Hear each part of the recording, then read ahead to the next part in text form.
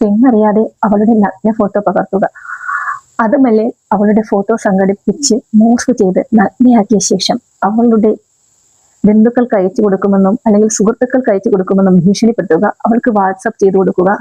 അപ്പോൾ ഈ രണ്ടാമത് പറഞ്ഞ ഒരു അനുഭവം എന്റെ നാട്ടുകാരിയും അതിലുപരി എന്റെ അടുത്ത പരിചയക്കാരിയുമായ ഒരു പെൺകുട്ടിക്ക് വന്നു. ആ ബ്ലർ ചെയ്ത് വെച്ചേക്കുന്നത് ന്യൂഡ് ഫോട്ടോയാണ്. അതിനുശേഷം പറയുന്നുണ്ട് start your family contact now.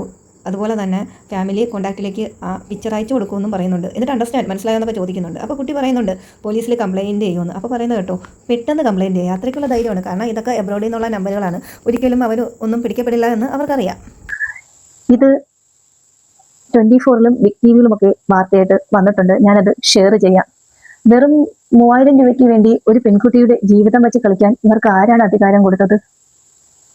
ഈ പെൺകുട്ടി പേടിച്ച് ഒളിച്ചിരുന്നില്ല. അവൾ ധൈര്യത്തോടെ പോലീസിലും സൈബർ സെല്ലിലും ഒക്കെ പരാതി നൽകി.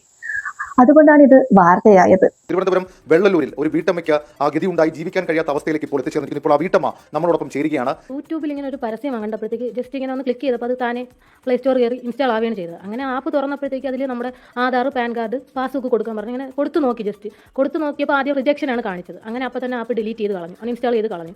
കുറേ കഴിഞ്ഞപ്പോൾ ഒരു അരമണിക്കൂർ കഴിഞ്ഞപ്പോഴത്തേക്ക് അക്കൗണ്ടിൽ ഒരു 1500 ആദ്യം കയറി. അത് കഴിഞ്ഞ് ഒരു 10 മിനിറ്റ് കൂടെ കഴിഞ്ഞപ്പോൾ വീണ്ടും ഒരു 1500 രൂപ. അങ്ങനെ ആപ്പ് വീണ്ടും ഡൗൺലോഡ് ചെയ്ത് നോക്കി, കാരണം ഇത് തിരിച്ചടയ്ക്കണമല്ലോ നമുക്ക്. അങ്ങനെ തിരിച്ച് ആപ്പ് ഡൗൺലോഡ് ചെയ്തിട്ട് ഓപ്പൺ ചെയ്ത് നോക്കിയപ്പോൾ 1500 രൂപയ്ക്ക് പകരം ആദ്യം വന്ന 1500 രൂപയ്ക്ക് പകരം 2511 രൂപ അടയ്ക്കണമെന്നും അടുത്തതിൽ വീണ്ടും ആ ആപ്പിനകത്ത് തന്നെ ജയ് സാലറി എന്ന് പറഞ്ഞൊരു ഇതിനകത്ത് വീണ്ടും ഈ ജയ് ക്രെഡിറ്റിനകത്താണ് ഈ രണ്ട് ഇതും വരുന്നത്. ഇപ്പോൾ ഇന്നലെ ആയപ്പോഴത്തേക്ക് എനിക്ക് മെസ്സേജ് വാട്സപ്പിലാണ് മെസ്സേജ് പറഞ്ഞത്, അല്ലാതെ കോളുകൾ പറഞ്ഞില്ല. വാട്സപ്പിൽ കോൾ, അത് നമ്മുടെ ഇന്ത്യൻ നമ്പർ അല്ല. ഈ ലോൺ എമൗണ്ട് 5022 രൂപ അടച്ചില്ലെന്നുണ്ടെങ്കിൽ അവർ എൻ്റെ കോൺടാക്റ്റിലുള്ളവർക്കെല്ലാം ന്യൂഡ് ഫോട്ടോസ് എല്ലാം ആദ്യം എൻ്റെ ഒരു പ്രൊഫൈൽ പിക്ചർ വാട്സപ്പിൽ ഇട്ടിരുന്നു, അതെടുത്ത് സ്ക്രീൻഷോട്ടായിട്ട് എനിക്ക് ഇട്ട് തന്നിട്ട് ഈ പിക്ചർ ന്യൂഡാക്കിയിട്ട് ബാക്കിയുള്ള എൻ്റെ ഫാമിലി മെമ്പേഴ്സിനെ അയക്കുമെന്ന് പറഞ്ഞാണ് ഇട്ട് തന്നത്. എൻ്റെ ഫോട്ടോ വെച്ചിട്ട് ഒരു വേറെ ഏതോ ഒരു ഫിഗർ വെച്ച് അയച്ചു തന്നു. ഞാനങ്ങ് പേടിച്ചു പോയി. കുറേ കഴിഞ്ഞപ്പോഴത്തേക്ക് വേറൊരു സ്ക്രീൻഷോട്ട് എൻ്റെ ബന്ധുക്കൊക്കെ അയച്ചതായിട്ടുള്ള സ്ക്രീൻഷോട്ട് വാട്സപ്പിൽ നിന്ന് എടുത്ത് എനിക്ക് അയച്ചു തന്നു. അപ്പോൾ എനിക്ക് പേടിയായി, എന്തൊരു ചെയ്യണമെന്ന് അറിയാമോ. അങ്ങനെ തന്നെ ഷബീദ് റാവുത്തർ തിരുവനന്തപുരത്ത് കൂടുതൽ വിവരങ്ങൾ നൽകാൻ ചേരുകയാണ്. ഷബീദ്, ഇത് ചിലപ്പോൾ പല വീട്ടമ്മമാർക്കും നേരിടുന്നൊരു പ്രശ്നമായിരിക്കാം. ഈ വീട്ടമ്മ തുറന്നു പറഞ്ഞതേ ഉള്ളൂ. കാര്യം ഇത് മാനാഭിമാന ബോധമുള്ള ആൾക്കാർ ചിലപ്പം പുറത്തു പറയാൻ ധൈര്യപ്പെട്ടു എന്ന് വരില്ല. Good morning.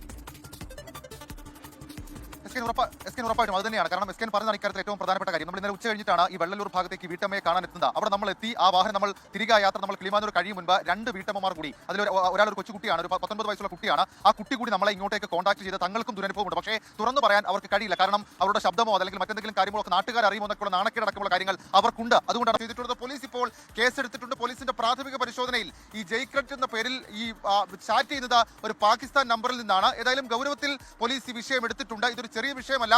ഇവർക്ക് മനസ്സിന് കട്ടിയുള്ളത് കൊണ്ട് ഇവർ ഇത് പിടിച്ചു നിൽക്കുകയും നിയമപരമായ പോരാട്ടങ്ങളിലേക്ക് പോവുകയും ചെയ്തു. പക്ഷേ ഇങ്ങനെ നിരവധി വീട്ടമ്മമാർ ഇതൊന്നും പുറത്തു പറയാൻ കഴിയാത്ത അവസ്ഥയിൽ കേരളത്തിലുണ്ട്. ഈ ലോണപ്പ് അല്ലെങ്കിൽ നടത്തിപ്പുകാരെ, നിയമപരമല്ലാത്ത നടത്തിപ്പുകാരെ നിയന്ത്രിക്കണമെന്നുള്ള ആവശ്യം നേരത്തെ പല ജീവനുകളും പൊലിഞ്ഞപ്പോൾ നമ്മൾ കണ്ടതാണ്. ഏതായാലും ആ സാഹചര്യം വീണ്ടും വീണ്ടും കേരളത്തിൽ ആവർത്തിക്കുന്നു എന്നുള്ളത് ഞെട്ടിക്കുന്ന സംഭവമാണ്. സ്കെയിൻ, അപ്പോൾ നമ്മൾ മനസ്സിലാക്കേണ്ട ഒരു കാര്യം, ഇത്തരം ബ്ലാക്ക് മെയിലിങ്ങിന് വഴങ്ങി 1 രൂപ പോലും ആർക്കും കൊടുക്കരുത്. നഗ്നചിത്രങ്ങൾ കുടുംബക്കാർക്ക് അയച്ചു കൊടുക്കുമെന്ന് ഭീഷണിപ്പെടുത്തുന്ന ഒരു സാഹചര്യം വന്നു കഴിഞ്ഞാൽ ചിലരെങ്കിലും സ്വയം ഇല്ലാതാവാൻ ചിന്തിക്കും. അങ്ങനെയുള്ള സംഭവങ്ങൾ ഉണ്ടായിട്ടുണ്ട്. പക്ഷെ അങ്ങനെ ഒന്നും ചിന്തിക്കാതെ ഈ പെൺകുട്ടി സമയോചിതമായി പ്രവർത്തിച്ചു. പോലീസിലും സൈബറിലും ഒക്കെ കംപ്ലൈന്റ് കൊടുത്തു. പെൺകുട്ടിയുടെ കുടുംബവും അവൾക്കൊപ്പം നിന്നു. കുട്ടിയുടെ പ്രവൃത്തി അഭിനന്ദനം അർഹിക്കുന്ന ഒന്ന് തന്നെയാണ്. അവളെ അഭിനന്ദിക്കാതെ വയ്യ. ദയവ് ചെയ്ത് ഇനി ഇത്തരം ആപ്പുകളിൽ പോയി വീഴാതിരിക്കുക. ഇത്രയേ എനിക്ക് പറയാനുള്ളൂ.